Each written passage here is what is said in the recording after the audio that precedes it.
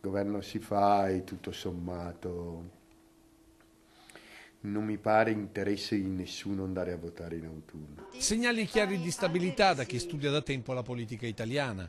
In un momento che sembra di stallo, dopo aver superato i primi scogli di Camera e Senato, il professor Feltrin vede più nei caminetti che nello scontro frontale il futuro del nostro Paese. Intanto si perde tempo, nel senso che prima di iniziare le consultazioni per il governo deve passare Pasqua e quindi per una settimana bisogna fare, come nelle ultime 3 settimane, chiacchiere inutili, perché la politica ha bisogno di riempire lo spazio anche quando non sa cosa fare. Ma non sarà un governo composto dagli attuali vincitori morali della politica italiana, ovvero Luigi Di Maio e Matteo Salvini. Io continuo a vedere praticamente impossibile un accordo 5 Stelle Lega. Più che la compatibilità tra Lega e Grillini è la divisione tra Pentastellati e Forza Italia a dettare l'incompatibilità di un governo Salvini-Di Maio. E tenere presente che il governo di centrodestra è al potere in Liguria, in Lombardia, in Veneto,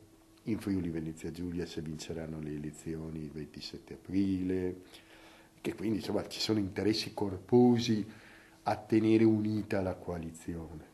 Inevitabile quindi il coinvolgimento del Partito Democratico. Ora non può più rimanere sull'Aventino e da come si comporterà il PD vedremo che tipo di assetto governativo potremmo avere. E se il professor Feltrin è esplicito sulla politica nazionale, sulla sua città preferisce non esprimersi. Come vede lo scenario trevigiano in vista delle prossime amministrative? Nemo profeta in patria.